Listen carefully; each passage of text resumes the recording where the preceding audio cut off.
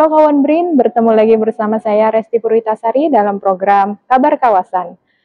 Saat ini saya melaporkan langsung dari Ballroom Gedung Widyageraha, kawasan Sen Sarwono Prawiro Harjo, BRIN Gatot Subroto, Jakarta, bahwa saat ini tengah berlangsung kegiatan seminar pengembangan e-government untuk penguatan demokrasi pemerintahan baru yang merupakan kerjasama BRIN dengan Presiden University. Kegiatan seminar pengembangan e-government untuk penguatan demokrasi pemerintahan baru ini diselenggarakan oleh Pusat Riset Pemerintahan Dalam Negeri BRIN berkolaborasi dengan Universitas Presiden. Diselenggarakan guna untuk mendapatkan masukan dan informasi dari narasumber terkait dengan pengembangan e-government untuk meningkatkan kualitas demokrasi di Indonesia. Seminar ini mengundang para pembicara dari Universitas Presiden, Wakil Wali Kota Surakarta terpilih 2025-2030, Komisioner KPU RI, dan tentunya BRIN sendiri. Mardianto Wahyu Triatmoko, Kepala Pusat Riset Pemerintahan Dalam Negeri BRIN, menjelaskan latar belakang kegiatan seminar ini. Salah satunya yaitu banyaknya penggunaan aplikasi digital di level pemerintah pusat maupun daerah. Mardianto mengutarakan hal lain bahwa inti dari e-government adalah transparansi, akuntabilitas, dan partisipasi. Di saat kualitas demokrasi di Indonesia semakin merosot, harapannya e-government dapat turut andil dalam meningkatkan kualitas demokrasi di Indonesia. Mardianto juga mengatakan, melalui seminar ini, BRIN dapat memberikan awareness bagi pemerintah pusat maupun daerah agar mengefektifkan dan mengoptimalkan penggunaan e-government mereka untuk peningkatan kualitas demokrasi. Kami menginisiasi seminar ini harapannya agar e-government itu juga ikut turut andil dalam peningkatan kualitas demokrasi. Nah, kalau kita perhatikan kualitas demokrasi kita kok semakin tahun itu semakin merosot. Tadi disampaikan oleh beberapa narasumber, termasuk yang menjadi concern kami, indeks demokrasi di Indonesia itu semakin menurun.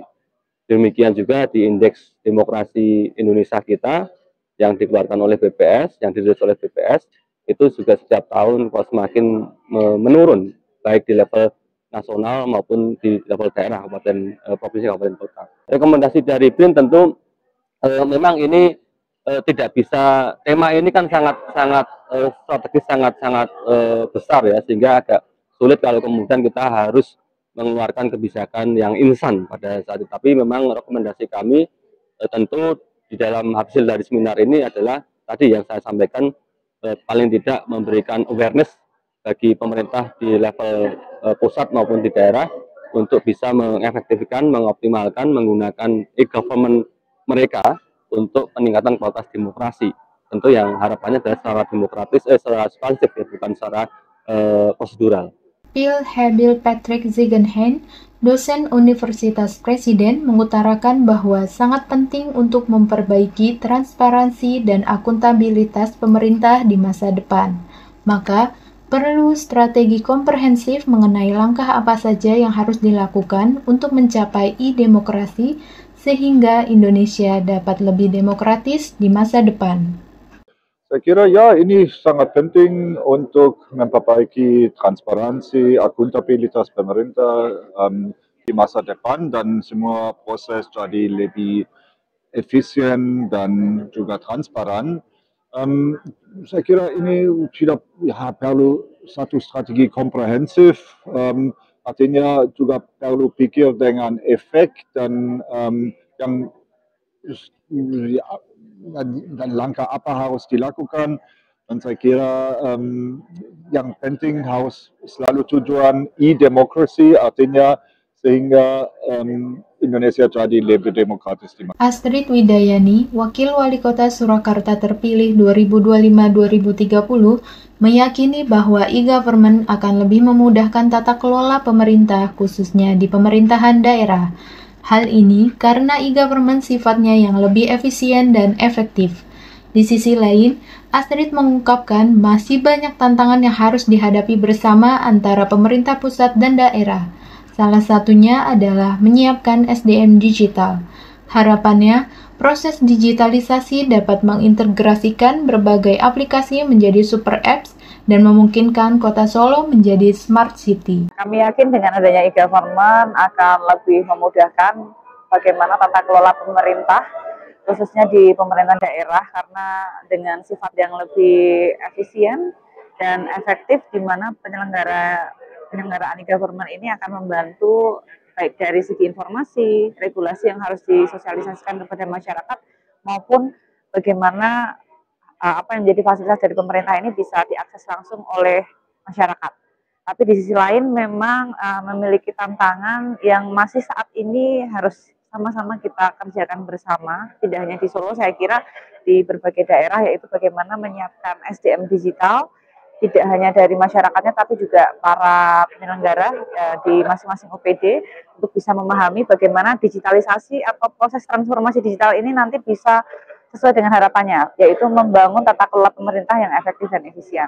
Tentunya harapan kami dari diskusi hari ini ya, dari khusus di pemerintahan dalam negeri akan banyak memberikan insight, tentunya bagi kami dengan pendekatan yang tidak hanya memperbanyak aplikasi atau memperbanyak software saja, tetapi integrasi inilah yang nanti harus bisa kami jadikan sebagai sebuah super apps ya, yang menjadikan nanti proses digitalisasi yang memungkinkan Kota Solo juga menjadi kota smart city, tapi di satu sisi juga tidak hanya fokus di masyarakatnya saja, tapi juga akan membangun konektivitas antara G2G, G2B untuk bisnis juga, dan juga bagaimana Kota Solo nanti juga bisa lebih dikenal lagi di semua kalangan.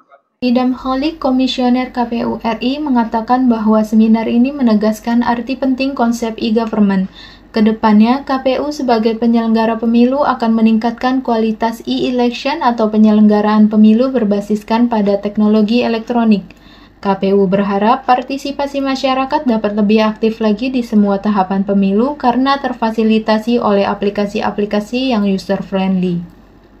Hal ini sangat dibutuhkan untuk mengembangkan populasi well-educated voters dan well-informed voters yang menjadi prasyarat penting untuk peningkatan kualitas demokrasi. Seminar ini sangat kontributif ya.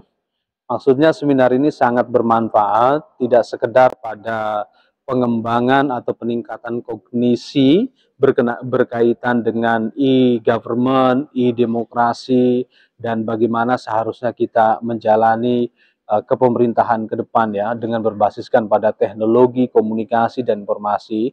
Seminar ini menegaskan tentang arti penting konsep e-government, dan kami dalam penyelenggaraan pemilu tentunya kami ke depan akan meningkatkan kualitas e-election atau penyelenggaraan pemilu berbasiskan pada teknologi elektronik ya, karena internetisasi tahapan merupakan satu kebutuhan.